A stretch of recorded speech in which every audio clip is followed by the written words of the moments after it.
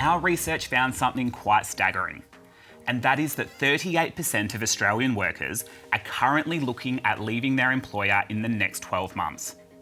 But while we can postulate on the reasons why Australian workers are seeking greener pastures, or simply feel compelled to make a change, it doesn't alter the reality that Australian organisations are about to see people walking out the door. The question that we get asked from clients a lot is what should they be doing about it? And the number one thing to look at is their employee value proposition, or what's called an EVP. One of the interesting findings from our research showed that there's an expectation gap between what workers want and what leaders think that people want. The real opportunity there is one, as you guys have done, collect data and shine a light kind of onto that data, but really micro-segment that data to say, is it front office employees? Is it entry-level employees? Is it one particular region? Is it one particular part of my value chain? And really get underneath that to say, what are the root causes and how can I diagnose this? Because I don't think there's going to be a one-size-fits-all solution for any individual company. I think it's going to be much more complex and a much more kind of segmented set of solutions.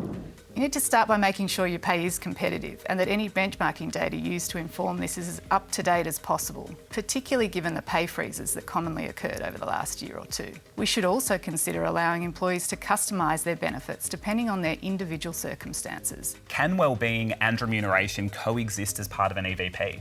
Look, they can and they have to, Ben. You know, on one hand, this pandemic has placed greater power in the hands of employees for choice and flexibility around achieving work-life balance. Employees are expecting more from their employer, and the average return on investment for mental health and wellbeing support programs is $2.30.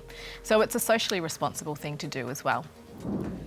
So if we think about multi-generational workforce, we've got 5 generations in the workforce, and so we really need to start tailoring that accordingly. For us, it's shifted from staying with the company for 10 years and become a more portfolio-based. So rather than saying, I've been at a company for 10 years, it's saying, I've got skill sets in the public sector and the private sector, and also technical degree, but also sales and marketing in my experience. Talent is going to vote with their feet, and they're slowly going to start pushing organizations towards offering that flexibility and providing the right tools so that job or work can get done from wherever they are.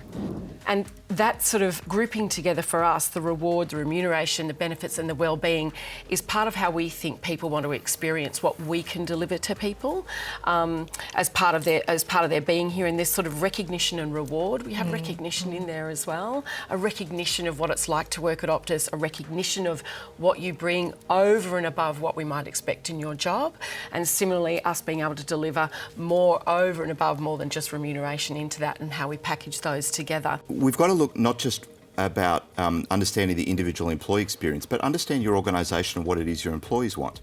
I'm pretty sure that whilst there are some common themes, people who work for Optus go for different reasons than people who work for the public sector. So for us to try and replicate what Optus is doing or what Qantas is doing or what LinkedIn are doing is a bit of a fool's errand, I think. There's a really great opportunity for us in these leadership roles to really listen, reflect and keep asking. This is going to continue to change and evolve. We really hope you found it informative as we went headfirst into the detail around what workers want, exploring the expectation gap between employees and employers, and discussing what it all means. But more than that, we hope it gives you some insights to take back to your own workplace, as well as some guidance on how you can look to reimagine your EVP. Thank you for joining us, and we look forward to seeing you turn the insights into action. We'll see you next time. Goodbye.